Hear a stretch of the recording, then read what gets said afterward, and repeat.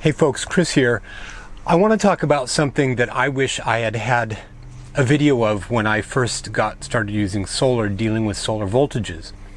There are a lot of YouTube videos out there and reading material on the internet talking about solar, but what I want to do is give you one place where we talk about a broad range of voltages that you're going to see on your solar setup, and I'm going to try and give you this information before you get a solar setup so that you have this at least in the back of your mind as to how to interpret some values that you're going to see on your charge controller or your battery monitor. If you are coming from living just in a home or an apartment where you just plug your devices into a standard wall outlet, you're using 120 volts alternating current electricity, which is the predominant form of electricity in the United States. But an RV has two electrical arms. It has an equivalent 120 volts alternating current arm, but it also has the 12 volt direct current arm, which is what the solar is essentially the heart of. Some RVs are going to have, or you can set up a 24 volt system, but we're not going to talk about that. We're going to talk about the very common 12 volt system. And we're also going to talk about the voltages that are common to lead acid batteries that are the predominant types of batteries that people have. For instance, I have deep cycle AGM batteries, and there are a newer form of battery that are becoming popular, but they're still very expensive, called lithium ion batteries, and those are a little bit of a different beast, and we're not going to talk about those. So the value ranges that you're going to see on a direct current system are between 12.0 and 15.0.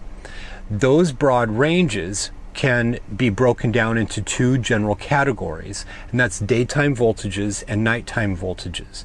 Daytime voltages are typically the voltages you're going to see when the solar panels are sending electricity to the charge controller, and the charge controller is able to adapt the voltage of the batteries in order to charge them. The nighttime voltages are the voltages that are the battery's deep state charge that are available voltages for driving all your electrical needs on the direct current arm. For instance, fans, lights, your water pump, and other items that are tied into your direct current system. The value ranges on the daytime are designed to charge the batteries, and the value ranges go from about 12.9 up to about 14.8. Now, the reason I list 15.0 initially is because that's really the upper range, and you should never actually really see that as a value showing up. A charge controller like my MPPT charge controller from Renogy would actually prevent that from happening. But I just listed it because that is the cutoff value at which it would detect an issue. But typically you're going to see daytime values, again, ranging from the low 13s to the upper 15s. Now, those daytime values are then going to be broken down into two subcategories that you're typically going to see on a given day when you've got a lot of sunshine. And those values are going to be in the mid 14s, and then the second range is going to be in the mid 13s. So let's talk about that upper 14 range. That's typically going to be from about 14.2 to 14.7. And those are charging values that are going to be displayed when the charge controller is trying to push as much electricity into the batteries as it can. That's just a general way that you can think about it. I just want you to be able to look at this and generally have an understanding about what these values are going to do. So those are the values when, say, your batteries are not at 100%. You get up in the morning and the batteries have been used during the night and they need to be charged. The charge controller will sense that, and as the sun comes up and it produces more and more light that the solar panels can create electricity from, the charge controller will begin adapting that and raising the voltage of the system up into that mid 14 range, and those are the values that are going to be used for charging more deeply the batteries. In that mid 14 range, you can see anything anywhere from 14.2 up to that 14.5 is an average value. And one of the reasons for this is because the type of battery that you have, whether it's an AGM or a gel, for instance, there are a couple of different varieties of lead acid battery that can have slightly different charging profiles. The other thing is temperature. My MPPT charge controller from Renogy has a temperature sensor that goes down to the battery, and it adjusts electricity at a slightly different rate depending on their temperature. So 14.2 to 14.8. Now, I'm going to say that that 14.8 is not something you're typically going to see very often. And in fact, on my system, the charge controller will only pretty rarely actually move the voltage up into those slightly higher 14 range, because it's using what's called an equalization phase just once a month, where it pumps the batteries a little bit higher in order to essentially stir up the inner workings of it, as a very layman term of understanding it, to equalize the cells of the battery. And it does that for only about an hour, once a month. It just slightly overcharges the batteries in order to do that. So I can come home, if I come back to the RV in the middle of the day and it's nice and sunny, and I can look at the batteries, or the charge controller, and if it says 14.5 or 14.4, somewhere around there, I know, oh, it's in that upper charging range. Now, once the batteries pretty much reach their saturation point for electricity, the charge controller senses that and it drops the voltage down into that mid-13 range. And so that typically range anywhere from 13.4 to 13.8. And again, temperature adjusted and the type of the battery. So that's what you're going to see. Now, the other range of voltages, I mentioned that daytime voltages go from about 12.9 up to that 15.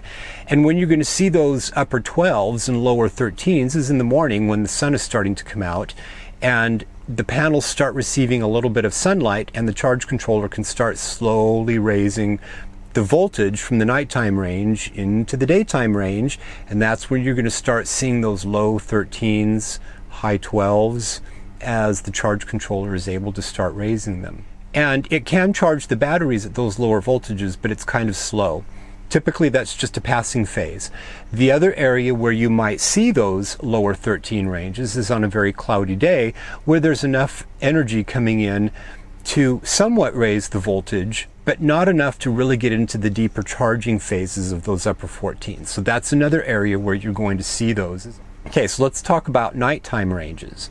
Nighttime ranges are typically from the low 12s to the high 12s. And a 12-volt system is not exactly just 12 volts. It's these ranges of voltages. Now, once the sun has gone down, it's no longer providing energy into the panels and thus to the charge controllers. The value that you're going to see on your charge controller or your battery monitor are now going to be the values that are inherent to the battery's charge. So typically on a very full battery, it's going to be between 12.7 and 12.8. Some types of batteries might actually show 12.6 as full. My batteries typically are at about 12.74 or so, 12.75 when they're in a fully charged state. So if I come back to the RV and the RV has been charging all day and I don't have anything running and the sun has gone down, nothing's drawing off the system, I'll look at my battery monitor and it'll say about 12.74, and that's when I know I have full batteries.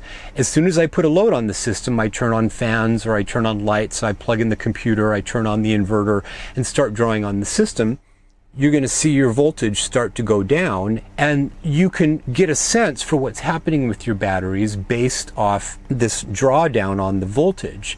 And that drawdown on the voltage may be temporary. So if you turn on a whole lot of things at the same time, all of those things are going to impact the voltage in sort of a temporary way. But let's say you only do that for a couple of minutes and the voltage has gone down to, let's say, 12.5, and suddenly you turn everything off and you give it a few minutes, you give it 5 minutes or so, you'll notice that the voltage will bounce back up to maybe the mid 12.6 range.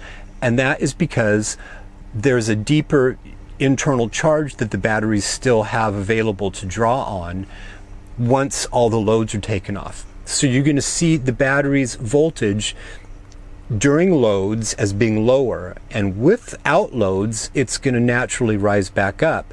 But as you continue to draw on the batteries during the course of the night, and especially if you're drawing on the batteries pretty heavily, then you're going to see that deep internal charge steadily go down. And what you don't want to happen is you don't want that steady state charge to reach down into the 12.1 range and just sit there very often. And this is one of the reasons why it's best, if you can, to get as many batteries as you can. because that gives you more capacity and less of a likelihood of you constantly dropping battery voltage into those lower ranges. So the whole point here is that you'll begin to see sort of the usage patterns of the batteries, but there are those two broad ranges, and there are some sub-ranges within each that will be good for you to have a general sense of, to monitor your system, to generally know what's happening with your solar setup. So I hope you found this to be kind of an instructive and useful, hopefully, preamble into you having your own solar setup.